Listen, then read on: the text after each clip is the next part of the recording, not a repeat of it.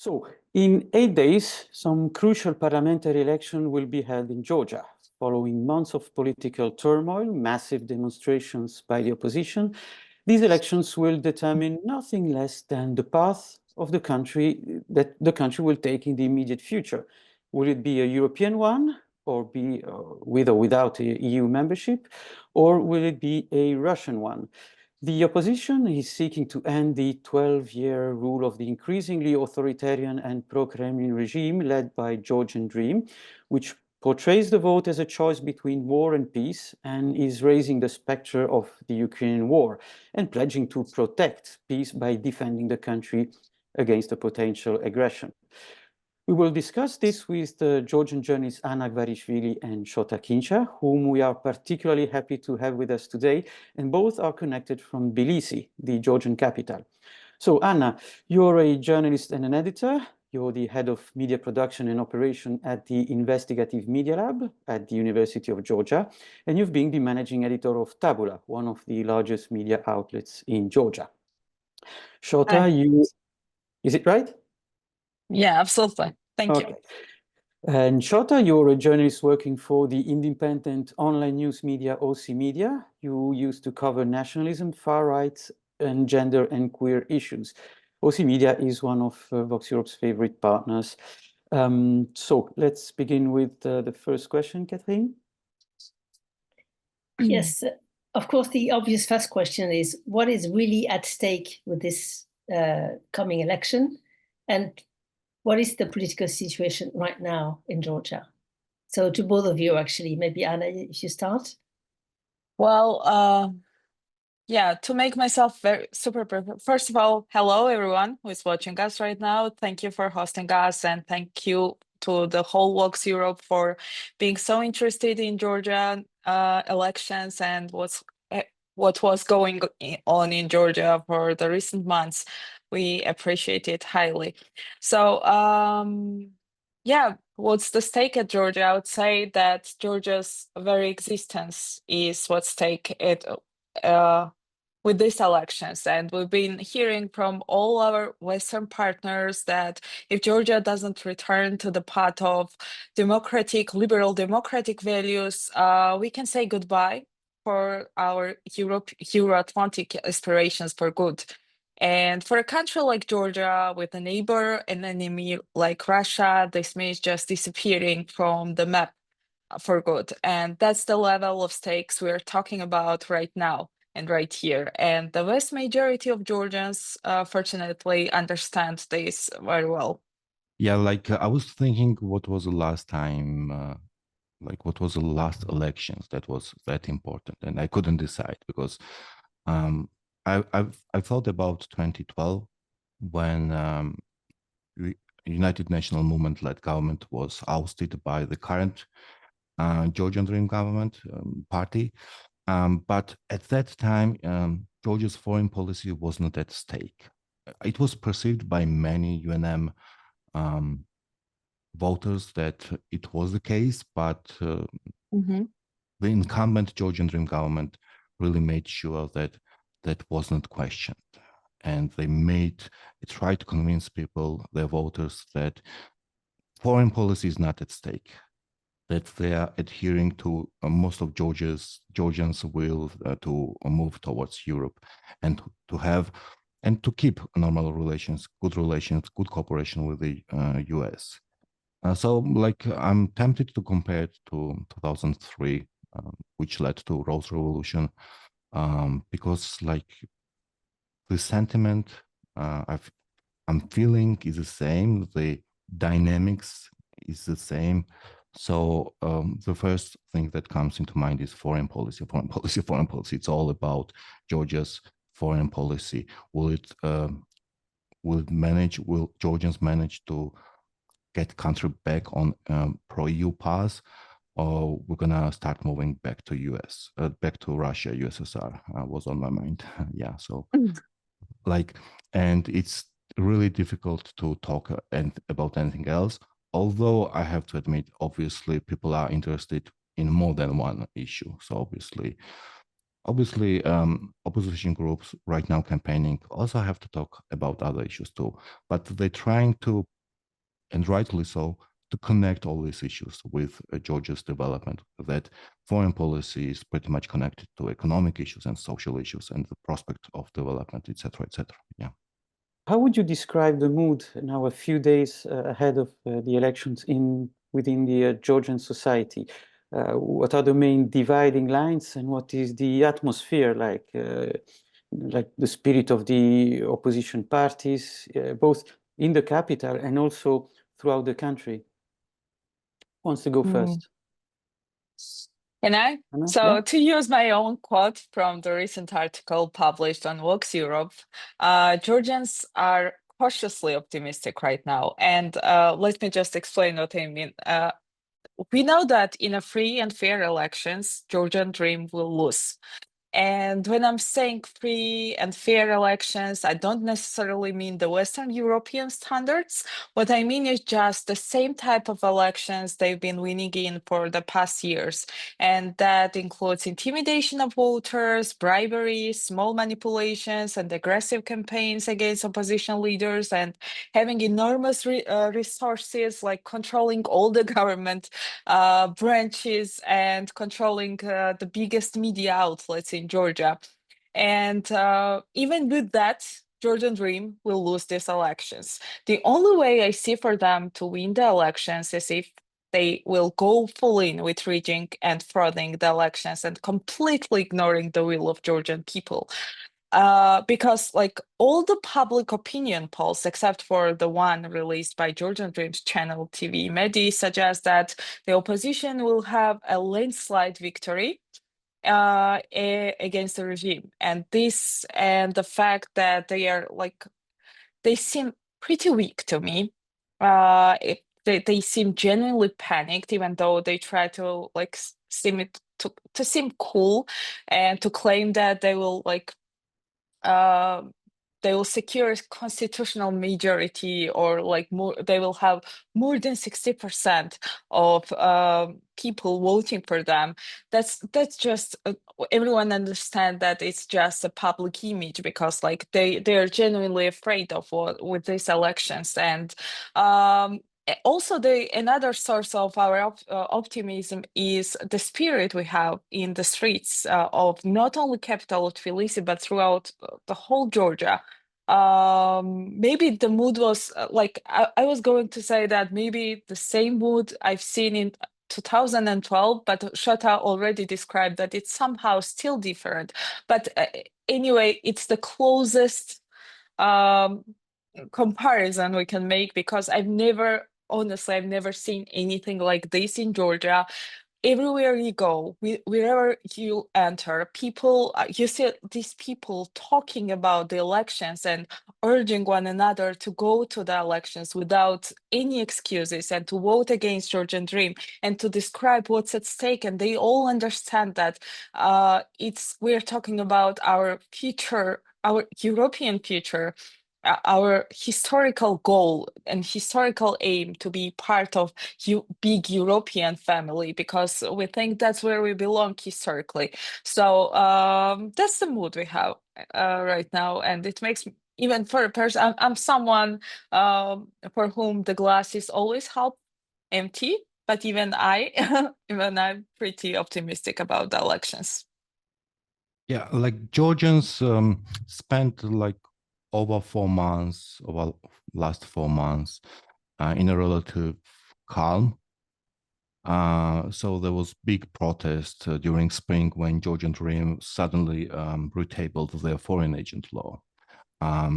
Last year, they retracted it and they retabled it in spring, and it triggered massive demonstrations, which ended around mid-May, maybe a bit later. And since then, it has been relatively calm. Like people went on holidays. It was obviously summer. Election campaign started, which has its own pace.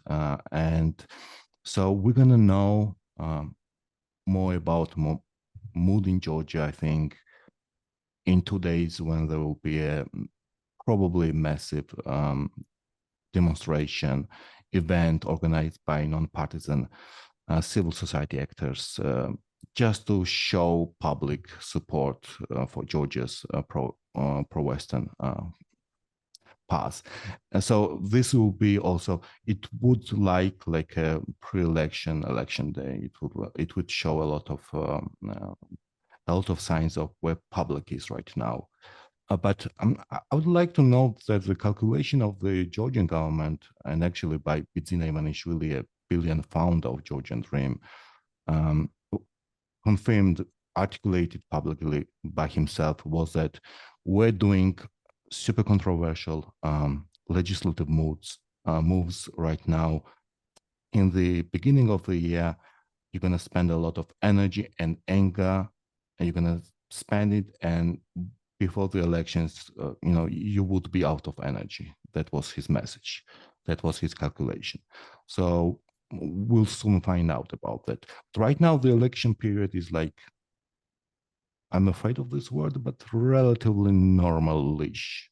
It's not as bad Calm before the storm. Yeah, and it's not as ugly as I expected. Even a lot of ugliness is around it, a lot of intimidation attempts, some scuffles, some controversies, some allegations that journalists are scrambling to find out and verify.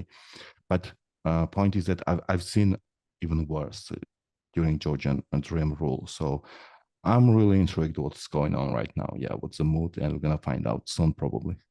You were both mentioning the massive demonstrations that actually went on for weeks, and they are very, very impressive. When we watched them, and the youth seems to be very present. Could you confirm that the youth has played a particular role, maybe in the demonstrations, but maybe also, more generally speaking, the opposition? I don't know, within the opposition parties, and the second part of the question is, who is actually supporting the current government?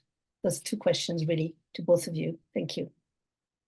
So yeah, I can confirm that youth has been a major source of our optimism recently, because they've been so active with this whole process, not only in the demonstrations, but also, as you mentioned, joining political parties and engaging in actual real politics. But however, I don't really like when there is too much focus solely on the Gen Z movement, because while their contribution has been enormous, and I'm so grateful and so happy and inspiring to see this new generation that is not swayed by the old tactics and propaganda, I don't want people to misunderstand this as a generational divide, youth versus the older Georgian people or something like that, because that's not the case at all. This movement is about the entire, and when I say movement, I mean the whole process that has been started by reinitiating this Russian law.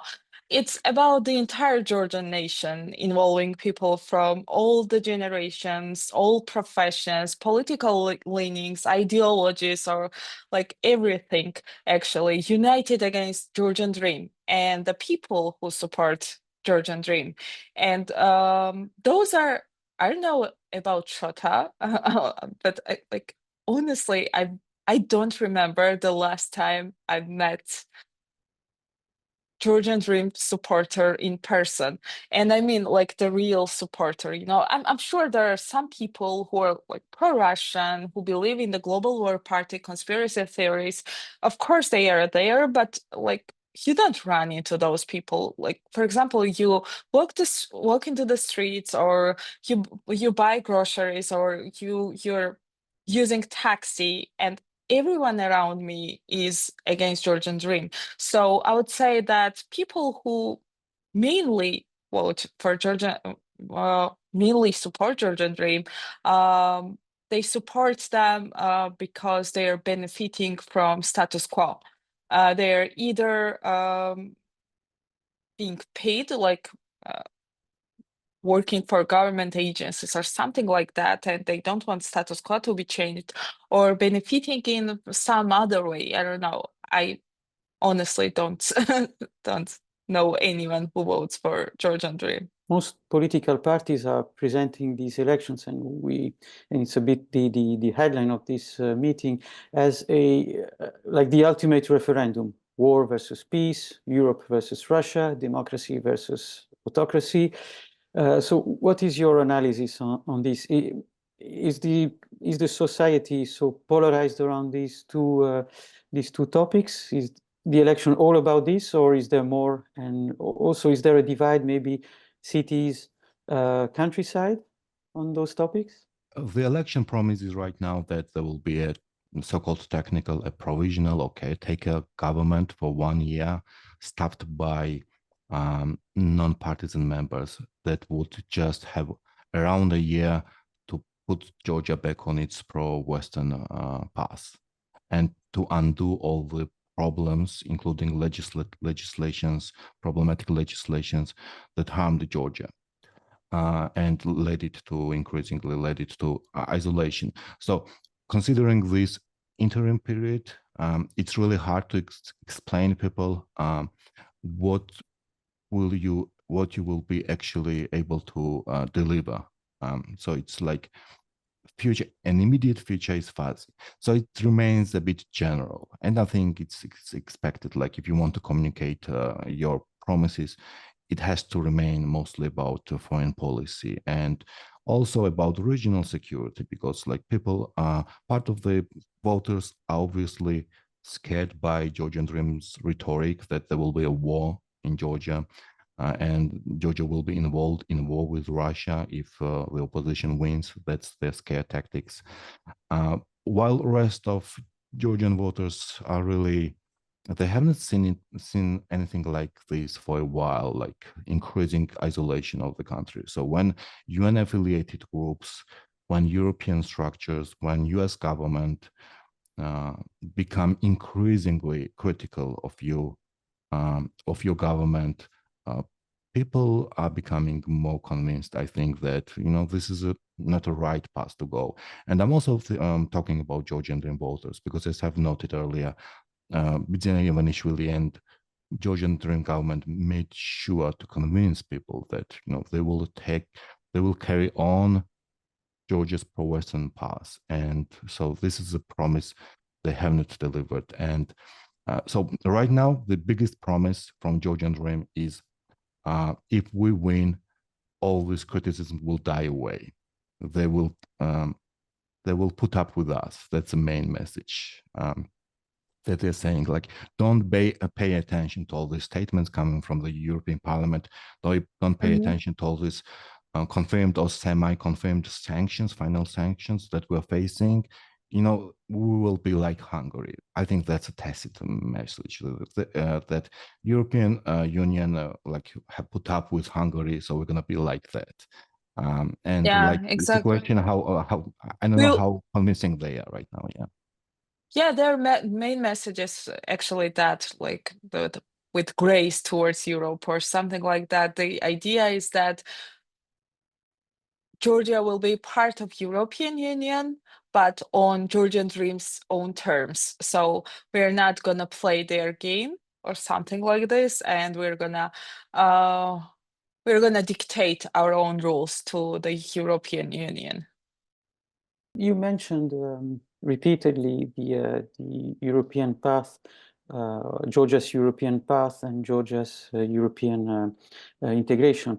But many people in Western Europe, even don't know where Georgia is, and might think that, or think actually, that being a former Soviet republic, being quite far from, let's say, the core Europe, they might question the actual belonging of Georgia to Europe or to the EU, or even say that Georgia is not really a European country. So what do you think, and what would Georgians think about this belonging of Georgia to Europe? Well, I think those people need to check their facts, because the European Union has long stopped being just a geographical concept. And when Greece joined the European Union in 1981, many Western media outlets raised similar concerns about its geography. Even back then, it was acknowledged that what constitutes the core is arbitrary and that even geographical categories cannot be fully objected or value-free. The threat is Europe, and the European Union are political projects, in my opinion, based on a shared value, or at least that's what they claim to be. So the question of belonging in such a project is a political one and not geographical. It's about choice and mutual recognition, and the idea that Georgia doesn't belong to the core of Europe because like we are far away, or some European people don't know where to find Georgia on the world map, is an arbitrary and exclusivist argument that disguises political choices as being based on so-called objective reasons. So I think in reality, it only mirrors the imperialist language that distinguishes between heartland and periphery. And that's the language Kremlin is using against us, actually, that we are some kind of periphery, their backyard, and they are the core part of this world. So that's my answer. Okay, thank you. Shota, would you also like to answer the question? Yeah, very briefly. I think most of Georgians are more optimistic about EU membership than myself. But I obviously war against Ukraine by Russia changed a lot of things. Like there's a momentum of openness and readiness to expand European Union, allegedly. But I think opposition groups, pro-Western groups, could mitigate some risks of not frustrating people by explaining that even closer ties, closer cooperation with the EU is just like per se beneficial already. So you don't have to get an immediate membership. It would be obviously very complicated. There would be a lot of painful reforms to pursue. It will take time. It will take convincing. A lot of things depends on Ukraine situation and how Russia will end up after invading the country and bombing endlessly. So, but I think just explaining that that EU has like tangible benefits is already a big thing, because the frustration with the West and anti-Western rhetoric that we're seeing right now in Georgia, the Georgian dream right now, the government is pursuing, it is also like a byproduct. It is engineered, like they're really committed to like boost it, obviously, but it is also a byproduct of some reforms, some painful reforms, some policies, neoliberal policies that the previous government has pursued. So, like explaining that, you know, social issues, social security, like putting some controls on casinos or gambling, for instance, or having a say in privatization projects, people having some say in those projects. It's all the European practices. Explaining those would be really a smart move to do. But right now, what I'm seeing is that like most of the opposition groups are like center-right, and they are more or less in terms of their ideological framework quite similar. So we have a lot of leaders on political platform of opposition, but we don't see a lot of diversity of ideas, which we would see, which we are witnessing within the EU. Like take example on European Parliament, right?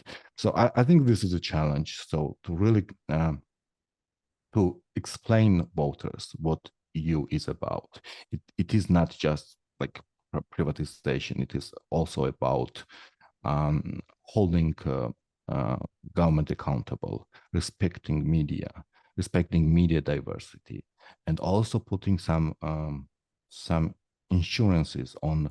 No one's talking, for example, about money in politics. So we have oligarch who is super rich, excessively rich for Georgia especially, and nobody's talking about money in politics.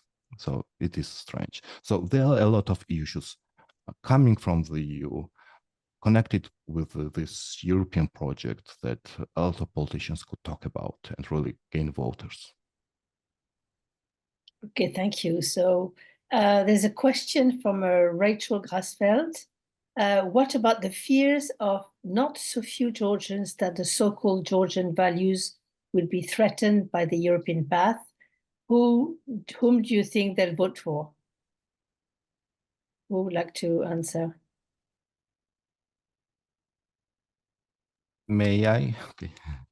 So, so the biggest message is Europe is turning UK. So it's a gay Europe Russian textbook message that they're spreading right now. So it's like scaremongering. You're gonna have war. Russia will bomb you if I lose, and your children will turn gay. So this is like very simplistic, vulgar messages that they're sending right now. And while I'm pretty sure that a lot of Georgians are against, are pretty much homophobic and transphobic, to cut it shortly, I'm not convinced that Georgians in mass that this is a deal breaker, that they're voting on this issue. So the government is scaring the Georgian public with like images of transgender people and images of gay prides in European capitals. But I don't think the Georgian public is general. I mean, you have to really drill down to understand what conservative attitudes in Georgia are, and some of Georgians may be against some kind of like a right for queer people to march, but they are not okay with hateful messages or attacks or discrimination, or they wouldn't agree that a lesbian should lose a job because she's lesbian. So like we have to also be careful, myself obviously included, that not to overgeneralize. We have to really understand what conservative attitudes in Georgia actually mean, case by case, issue by issue. But I think this homophobic and transphobic panic that the government has been pursuing in recent months, it hasn't backfired, but it has also not worked. It hasn't delivered. There's an allegation of war. There's an allegation of these cultural issues. There's like scaring people with this, and none of those have actually worked. So this is like, so those are sensitive issues, but I'm not convinced that Georgians are voting according to this. So the final point is that it is my impression that Georgian Dream, the ruling party, is right now not maybe trying, but getting votes from extreme right groups, fringe groups. They may have lost a lot of their pro-Western traditional base, while moving to the extreme right. Like in the most optimistic scenario, they're gaining some votes of like extremely conservative voters, and that's it. In numbers, that doesn't look really optimistic for them. Yeah. Thank you. So a question from Sarah.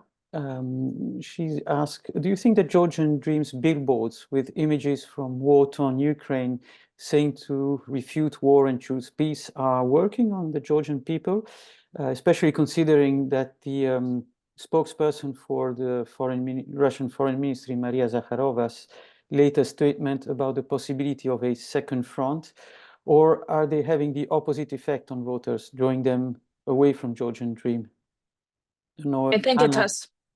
I think it has opposite effects, because I think that that banner was an example of that Georgian Dream is in a spiral of making mistakes and adding some more mistakes and misjudging Georgian nation, because like those banners were so, first of all, it's disgusting. It's sickening.